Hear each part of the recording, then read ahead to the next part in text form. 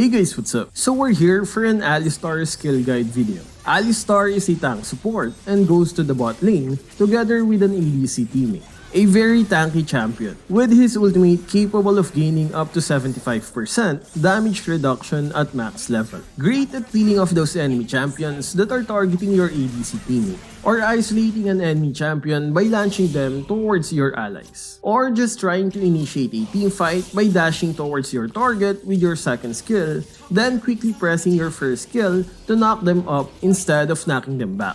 But we're getting a little bit ahead of ourselves. First, let's check out how his skills actually works. His passive skill is Triumphant Roar. He heals himself and a nearby ally when he takes damage. Knocking up or stunning enemy champions with your skills will reduce its cooldown by 8 seconds. This is the bar that you'd want to be looking at if you want to know if you have an available heal. And since we have nothing better to do, we counted how many seconds it takes to get the bar full. And it's around 43 seconds. Of course, that will change if you knock up or stun an enemy champion. For the League players, you'll notice that the skill is a bit different compared to the PC version, but it more or less has the same mechanics. Next is your first skill, Pulverize. Alistar slams the ground, damaging and knocking up any opponents that are near him. Hitting ranged opponents with this skill might seem hard for this slow-moving cow, but together with your second skill, it can be done with ease. Next is your second skill, Headbutt. You dash towards your target, dealing damage and knocking them back. This is a great skill for either peeling off those opponents from your allies or knocking opponents towards your teammates, or to your very own turret. This can be used in a lot of ways depending on the situation.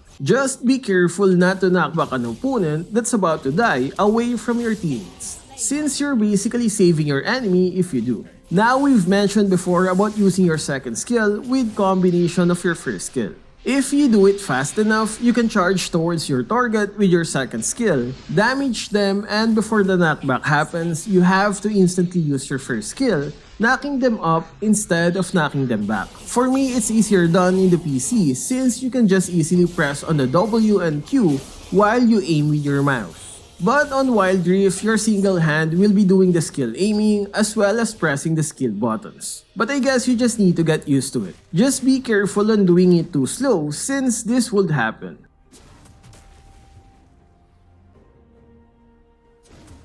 Not only have you wasted your first skill, but you've helped your opponent escape as well. You'll want to do this combo when you wanna initiate, gank, or to just catch up to an opponent. Again, if you mess it up, you'd most likely be saving your opponent's butt. Now, the standard combo is actually second skill, first skill, and then third skill. Of course, you can mix those up depending on the situation. Or you can also include Flash in those combos. There are a lot of combinations that can be done with his skills. Like Flash, first skill, then second skill the opponent towards your allies or turret, and then third skill. Next one is your third skill, Trample. Alistar tramples the ground as he moves and damages any opponents that's near him. If you damage an enemy champion 5 times, your next basic attack will stun them as well as provide additional damage.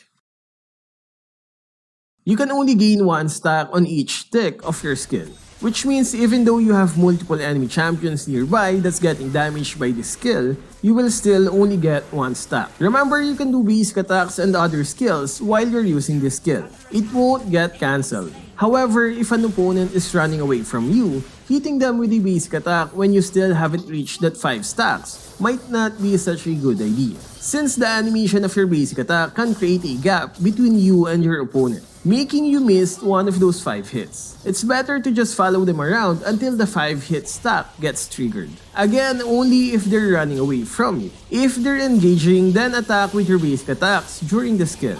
Again, you can use auto attacks or skills during your third skill.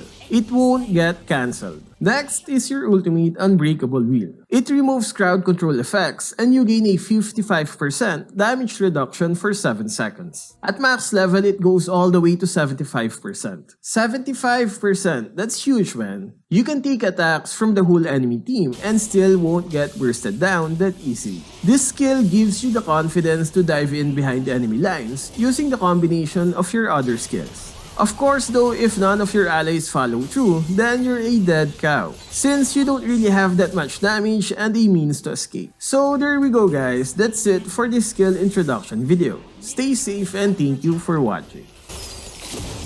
Ally slain. Turret lost.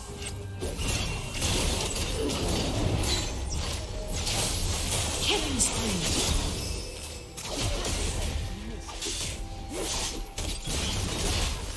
Baron Nashor has fallen. Enemy slain.